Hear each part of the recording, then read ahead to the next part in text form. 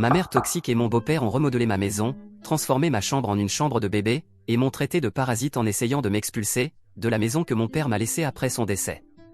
Moi, 18 ans, je viens d'être expulsé de ma propre maison et j'ai besoin de conseils urgents. Pour commencer, je n'ai jamais eu une famille parfaite. Ma mère et mon père sont restés sans enfants pendant 4 ans avant de tomber enceinte de moi. On m'a dit que c'était un miracle que ma mère soit tombée enceinte, car ils avaient essayé pendant longtemps et avaient perdu tout espoir. Cependant, une fois que ma mère a découvert qu'elle était enceinte, ils étaient tous les deux extrêmement heureux et ont commencé à planifier pour l'avenir. Ce bonheur a été de courte durée, comme me l'a raconté ma grand-mère, car mes parents n'ont jamais vraiment été heureux ensemble. Ils se disputaient toujours beaucoup et même après que ma mère soit tombée enceinte de moi, ces disputes n'ont jamais vraiment cessé. Toutes leurs disputes portaient essentiellement sur les mêmes choses tous les jours. Ma mère détestait que mon père joue et mon père détestait que ma mère boive toute la journée, même enceinte de moi. Pour faire un compromis, mon père a décidé d'arrêter de jouer à condition que ma mère arrête aussi de boire, ce qu'elle a initialement accepté, mais elle n'a jamais tenu sa part du marché. Mon père a découvert qu'elle cachait des bouteilles d'alcool dans la maison pour boire en cachette. À ce moment-là, il a senti qu'elle mettait non seulement sa propre vie en danger en buvant de l'alcool, mais aussi la mienne. Alors, mon père lui a donné un ultimatum. Il a menacé de la quitter si elle ne cessait pas de boire, ce qui apparemment n'a pas plu à ma mère. Ma grand-mère dit qu'à cause de cela, ma mère s'est beaucoup mise en colère et a commencé à abuser verbalement de mon père. Ensuite, elle lui a jeté une paire de ciseaux qui l'ont blessé gravement à l'œil. Plus tard, lorsqu'il a été conduit chez le médecin, on lui a dit qu'il avait une lacération partielle de la cornée, qui pouvait être traitée, mais qu'il avait eu beaucoup de chance de ne pas perdre définitivement la vue. Cela a vraiment effrayé ma mère, et elle a supplié mon père de ne pas porter plainte contre elle. Elle a promis de changer, alors mon père a décidé de laisser tomber. Lorsque je suis enfin né, on m'a dit qu'ils étaient tous les deux très heureux et ont essayé de me prendre soin du mieux qu'ils pouvaient. Cependant, la paix entre eux n'a pas duré longtemps. Selon ma grand-mère, un jour, mon père est rentré du travail et m'a trouvé en train de pleurer dans mon berceau, tandis que ma mère était affalée sur le canapé, visiblement ivre. Il s'est mis en colère et l'a réveillée pour lui demander des comptes, mais elle continuait à dire que la maternité était difficile et que ce n'était qu'un verre. Il aurait également pu appeler les services sociaux si elle ne l'avait pas calmé. J'aurais aimé qu'il l'ait fait, car après s'être enivrée, ma mère a commencé à boire uniquement le matin après le départ de mon père, pour ne pas se faire prendre plus tard dans la soirée. À cause de cela, j'ai passé de nombreux jours affamé, car ma santé a commencé à se détériorer et je perdais du poids très rapidement. Chaque fois que ma grand-mère venait nous rendre visite, elle trouvait la maison en désordre total. Il y avait des plats sales dans l'évier, le sol était collant et sale, et tout l'endroit était en pagaille. Elle me trouvait avec des couches sales ou des vêtements sales, les cheveux en bataille. Chaque fois qu'elle essayait de parler à ma mère de l'état de la maison ou de moi, ma mère devenait extrêmement défensive et lui disait de se mêler de ses affaires. Une fois, quand ma grand-mère est venue nous rendre visite, elle a remarqué que ma mère était clairement ivre pendant la journée, car elle ne pouvait pas comprendre ses mots et continuait à rire bêtement. Quand ma grand-mère l'a confrontée à ce sujet, ma mère s'est mise en colère et a insisté sur le fait que ce n'était pas grave. C'est alors que ma grand-mère a décidé que c'en était assez. Elle est restée avec moi toute la journée pour s'occuper de moi, et plus tard, quand mon père est rentré du travail, elle a exigé de s'occuper de moi pendant quelques mois pour qu'il puisse admettre ma mère dans un centre de réhabilitation.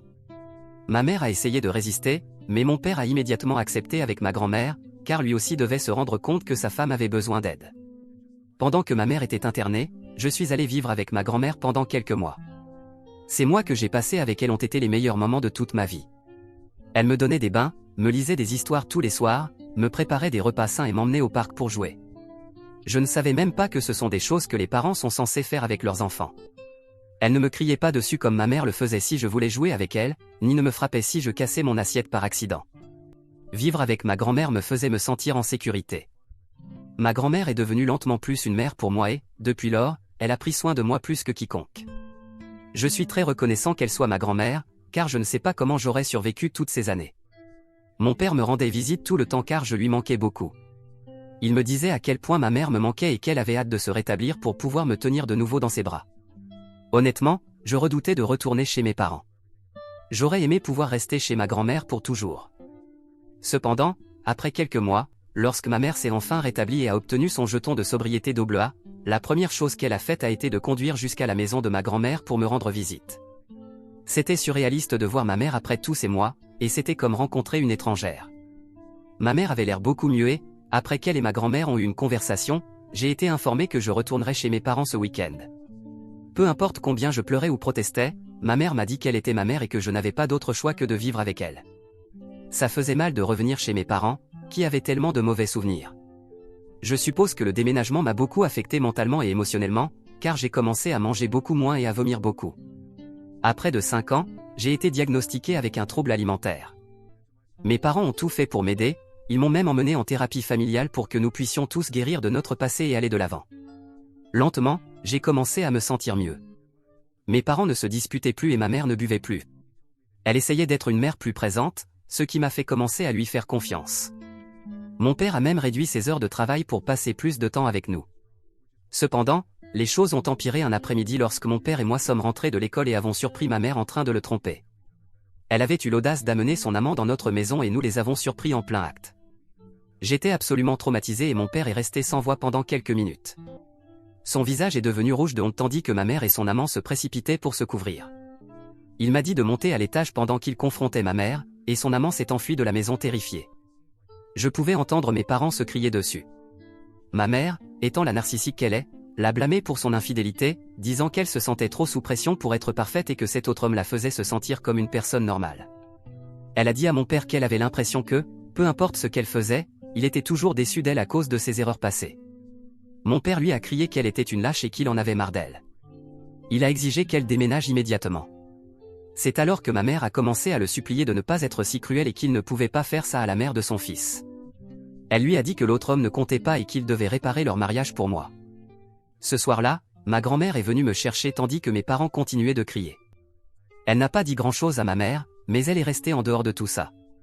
Au cours des 2 semaines suivantes, je suis resté chez ma grand-mère tandis que mes parents réglaient les choses à la maison. Ma mère m'appelait tous les jours et faisait semblant de se soucier beaucoup de moi, alors que je savais déjà qu'à ce stade, elle ne se souciait de personne d'autre qu'elle-même. Je ne sais pas si c'était parce que mon père aimait vraiment ma mère ou parce qu'il était trop habitué à leur relation dysfonctionnelle, mais à la fin, il a décidé de rester avec elle à condition qu'il commence à suivre une thérapie de couple. Cependant, malgré la décision de mon père, je n'ai jamais revu ma mère de la même manière après l'avoir surprise avec cet autre homme. J'ai senti que j'avais perdu tout respect pour elle. Comme si les choses ne pouvaient pas empirer pour nous en tant que famille, seulement 3 mois après cet incident, mon père a été diagnostiqué avec un cancer de l'estomac. Il a eu de graves crampes d'estomac un jour, ce qui l'a fait s'effondrer au travail. Plus tard, lorsqu'il a été emmené à l'hôpital, ils ont découvert que sa santé se détériorait rapidement et qu'il devait commencer le traitement immédiatement. Cela a commencé de longues journées de chimiothérapie et de repos au lit. Comme mon père a dû s'absenter du travail pour essayer de lutter contre le cancer, il avait économisé de l'argent et même ma grand-mère était prête à aider. Ma mère, en revanche, n'était pas heureuse de cela. Elle se plaignait constamment de combien ses traitements et visites chez le médecin étaient épuisants et coûteux. Mon père l'a encouragée à trouver au moins un emploi à temps partiel et lui a promis qu'il retournerait au travail et la soutiendrait comme il l'avait toujours fait une fois qu'il se rétablirait. Finalement, ma mère n'avait pas beaucoup de choix, alors elle a commencé à travailler comme serveuse dans un restaurant local. Ses horaires étaient longs et elle restait pratiquement dehors jusqu'à tard dans la nuit, tandis que ma grand-mère emmenait mon père à l'hôpital pour son traitement. Notre voisine, qui avait une fille de mon âge, s'est proposée de m'emmener à l'école tous les jours, ce qui a été d'une grande aide pour nous. C'est ainsi que je suis devenu ami avec Shirley. Elle et moi sommes amis depuis longtemps, car nous avons pratiquement grandi ensemble. Les parents de Shirley connaissaient l'histoire de ma famille, tout comme de nombreux voisins, car mes parents n'étaient pas particulièrement discrets avec leurs disputes. Alors, quand Shirley et moi nous sommes rapprochés, ils ont commencé à m'inviter à déjeuner et à dîner avec eux aussi. Mon père n'y voyait aucun problème et moi non plus. Cependant, ma mère me réprimandait toujours pour passer autant de temps chez eux. Elle me disait qu'ils ne me voyaient que comme un cas de charité et que je n'étais rien de plus qu'un jouet cassé pour eux. Rétrospectivement, cela pourrait être vrai, mais à mesure qu'ils passaient plus de temps avec moi, j'ai commencé à voir comment ils me traitaient comme l'un des leurs. En fait, lorsque la mère de Shirley a découvert que j'aimais la tarte aux pommes, elle s'assurait toujours d'en cuire une pour moi le week-end. Le père de Shirley m'a appris à jouer au basket et nous avons passé de nombreuses soirées à pratiquer les tirs devant leur garage. Ils sont devenus comme une seconde famille pour moi avec le temps. Par conséquent, il n'a surpris personne lorsque Shirley et moi avons commencé à sortir ensemble. Shirley a apporté tout ce qui était positif dans ma vie et je suis reconnaissant chaque jour qu'elle soit encore ma petite amie malgré toute la folie de mon histoire familiale. Malheureusement, ma mère n'a jamais vraiment aimé Shirley ni sa famille pendant tout ce temps, mais ils n'ont jamais laissé son aversion interférer avec leur manière de me traiter avec affection et amour. 1 an après avoir combattu le cancer, les médecins ont informé mon père que la chimiothérapie ne l'aidait plus et qu'il ne lui restait plus beaucoup de temps à vivre. Cette nouvelle a été dévastatrice pour nous tous et j'ai passé de nombreuses nuits à pleurer pour lui. En tant qu'enfant, Je ne pouvais tout simplement pas comprendre pourquoi je perdais le seul parent qui m'aimait vraiment et je luttais pour accepter ma douleur. Mon père a passé ces derniers mois avec moi, ma mère et ma grand-mère autant qu'il le pouvait. Un matin, il ne s'est tout simplement plus réveillé, peu importe combien je l'appelais, et j'ai su que quelque chose n'allait pas. J'ai couru pour le dire à ma mère, qui a immédiatement appelé le 911. Je ne peux pas commencer à décrire la douleur que j'ai ressentie lorsque les ambulanciers ont déclaré qu'il était mort. Le seul réconfort que nous avons eu, c'est qu'il est décédé paisiblement dans son sommeil. Je ne les ai pas laissés emporter le corps de mon père jusqu'à ce que je sois littéralement retenu physiquement par ma mère tandis que je continuais à pleurer et crier de douleur. Ce n'est que lorsque ma grand-mère est arrivée que je me suis un peu calmé. Je ne pouvais pas imaginer la douleur qu'elle a dû ressentir à ce moment-là. Les funérailles se sont déroulées sans problème. Cependant, la véritable surprise est arrivée lorsque l'avocat de mon père est venu lire son testament. C'est alors que j'ai découvert que mon père m'avait laissé tout son argent et sa maison. Ma mère était choquée et a même demandé à l'avocat de lui montrer les papiers. Je suppose que mon père savait quel genre de personne elle était et voulait que j'aie sa maison et le peu d'argent qui restait après la chimiothérapie pour que je puisse avoir un bon départ dans la vie. Ma mère n'a pas du tout aimé cela et a continué à demander à l'avocat si elle pouvait contester cela au tribunal, car selon elle, la maison devait lui revenir de droit puisqu'elle était son épouse. Cependant, comme mon père avait modifié son testament bien avant de commencer la chimiothérapie, cela signifiait qu'il était en pleine possession de ses facultés mentales et qu'elle n'avait pas d'arguments solides. Ma mère m'a demandé ce que je voulais faire de la maison et je lui ai dit que je voulais rester dans la maison.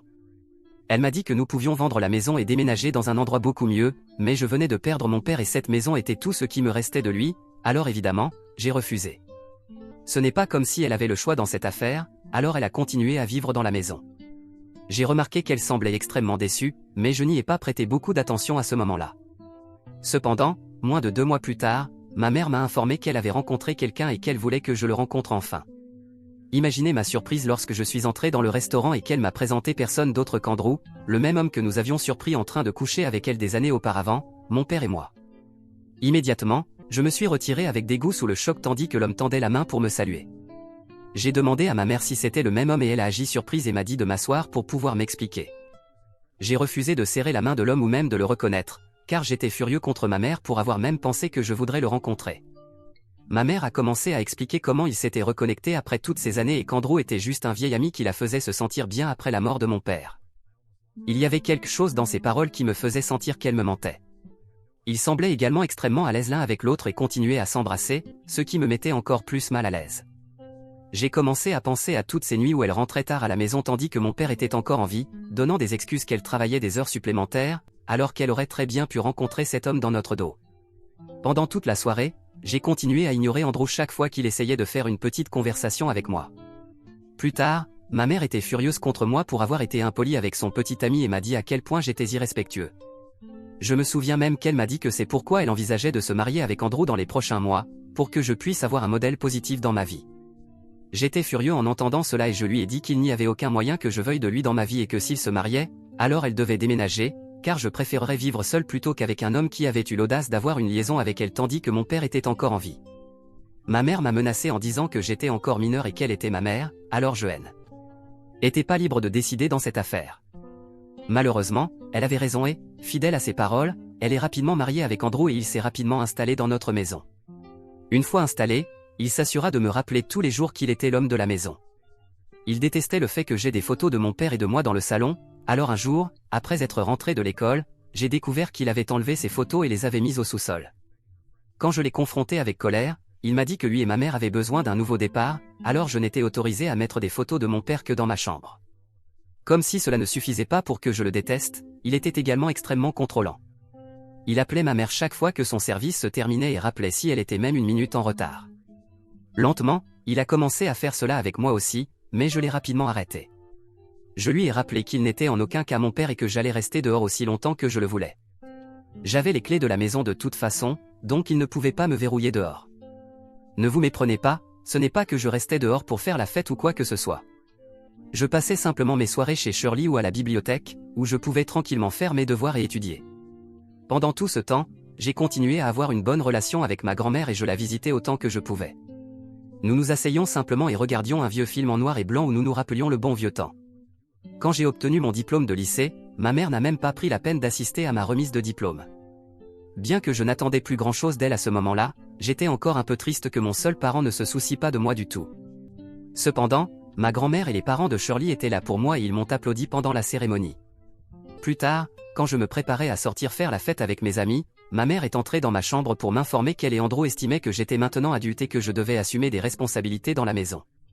Confus, je lui ai demandé ce qu'elle voulait dire par là, car je lavais toujours ma propre vaisselle et faisais ma propre lessive.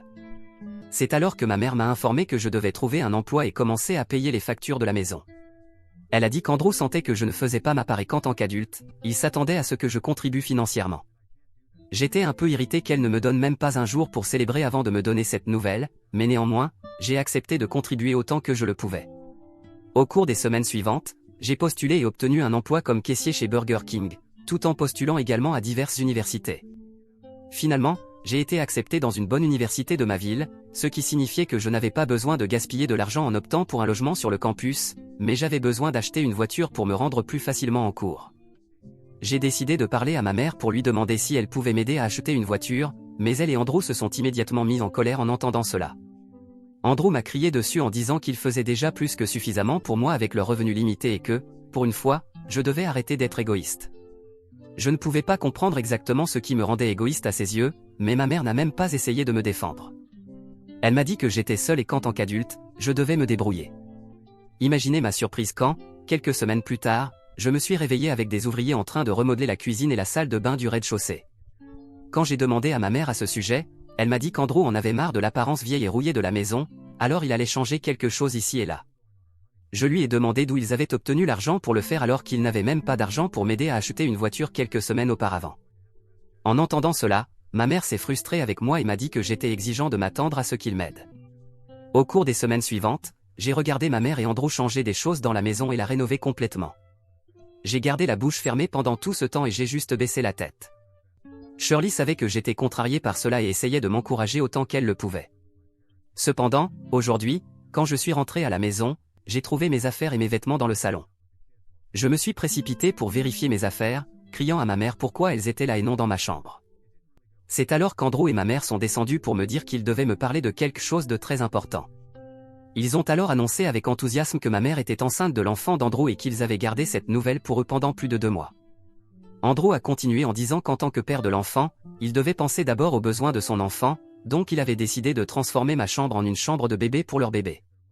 J'étais bouche bée de surprise pendant qu'il continuait en disant qu'il était temps pour moi de déménager et de vivre par moi-même, car lui et ma mère avaient convenu qu'ils ne pouvaient plus s'occuper d'un parasite. Ma mère a hoché la tête en signe d'accord et a suggéré que je pouvais aller vivre chez ma grand-mère jusqu'à ce que je puisse me permettre un endroit à moi. J'avais les larmes aux yeux à ce moment-là et je me sentais tellement indésirable que je n'ai même pas pris la peine de discuter avec eux.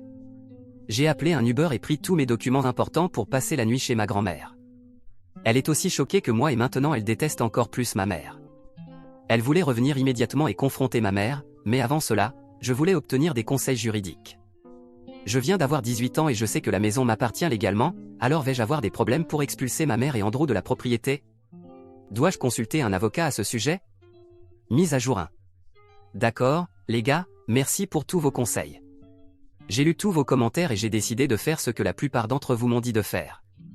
Tout d'abord, aujourd'hui, je suis allé voir mon avocat pour mieux comprendre ma position juridique. L'avocat m'a informé qu'il n'y avait aucun moyen pour que ma mère et Andrew aient des droits sur la maison, car le testament de mon père était clair, et que je devais leur remettre un avis formel d'expulsion, que je pourrais ensuite utiliser pour les poursuivre s'ils ne respectaient pas. Après cela, j'ai visité ma maison avec ma grand-mère. J'avais les clés de ma maison, donc je n'ai même pas pris la peine de sonner à la porte. Heureusement, il n'y avait personne à la maison. J'ai appelé le père de Shirley et lui ai demandé s'il pouvait m'aider à changer les serrures de la porte d'entrée et de la porte arrière. Heureusement, il a accepté. Lorsque Shirley et Andrew sont revenus à la maison, les serrures avaient déjà été changées. Je les ai rencontrés dehors sur le porche avec ma grand-mère et je me suis refusé à les laisser entrer. Andrew était furieux de me voir là, mais ma grand-mère de 1,65 m n'avait pas peur de lui.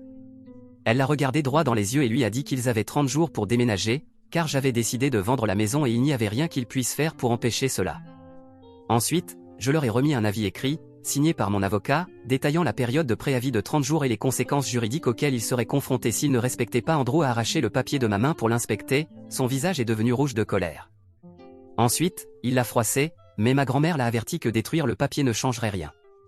Ils avaient 30 jours et ce n'était pas négociable. En voyant cela, ma mère a commencé à me supplier et à me dire que je ne devais pas lui causer autant de stress pendant sa grossesse. Elle a continué en disant combien il serait gênant pour eux de déménager alors qu'elle passait déjà par tant de choses. J'étais tellement en colère contre elle pour ne jamais m'avoir défendu tout ce temps que j'ai commencé à lui crier dessus pour être une mère aussi horrible pour moi toutes ces années. Je lui ai rappelé comment elle me laissait me débrouiller seule pendant qu'elle s'évanouissait de tant boire.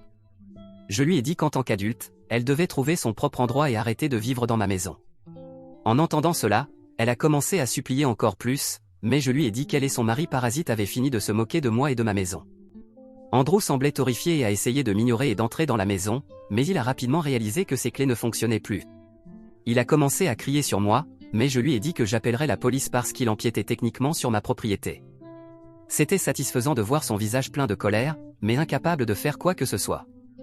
Je leur ai dit que cela ne serait que le début de tous leurs problèmes et de ceux de leur nouveau bébé s'ils ne m'écoutaient pas. Je leur ai rappelé que non seulement je les poursuivrais en justice, mais que je m'assurerais que cela épuiserait toutes leurs finances, tandis que je pourrais simplement récupérer l'argent en vendant la maison éventuellement. Je leur ai dit que je n'avais rien à perdre à ce stade et que ma grand-mère et moi resterions avec eux pendant les 30 prochains jours pour nous assurer qu'ils emballaient et partaient. Andrew et ma mère n'attendaient clairement pas cela et ont essayé de discuter, mais je n'avais rien à faire.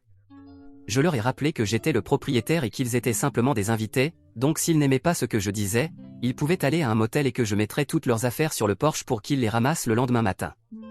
Leur visage montrait un mélange de colère et de désespoir, mais ils savaient que j'avais assez de leurs bêtises. C'était ma maison, mes règles, et il était temps qu'ils les respectent. Mise à jour 2. Waouh, je me suis réveillé aujourd'hui pour trouver mon post sur TikTok. Je vis dans une petite ville, donc il y a une forte probabilité que si mes voisins ou amis voient mon post avec une vidéo en circulation, ils pourraient me reconnaître. Maintenant, pour répondre aux questions sur pourquoi je donne à ma mère et à Andrew un préavis légal de 30 jours, c'est parce que mon avocat m'a conseillé que cela garantirait qu'il n'ait aucun motif pour me poursuivre en justice si cela allait au tribunal. Pour ceux qui demandent de l'argent que mon beau-père a dépensé pour remodeler la maison, je veux être juste. Quand je vendrai la maison, je suis prêt à rembourser les coûts de remodelage, à condition qu'il puisse fournir des factures adéquates que mon avocat pourra vérifier. Pour ceux qui demandent pourquoi ma grand-mère et moi restons ici avec ma mère et Andrew, c'est parce que je ne veux pas qu'ils revendiquent injustement une partie de cette propriété, car ils ne me paient aucun loyer. En tant que propriétaire de la maison, je ne vais pas quitter ma propriété. Je me suis également refusé à leur donner une clé de ma porte, donc ils ne peuvent même pas prétendre qu'ils vivent ici sans une clé.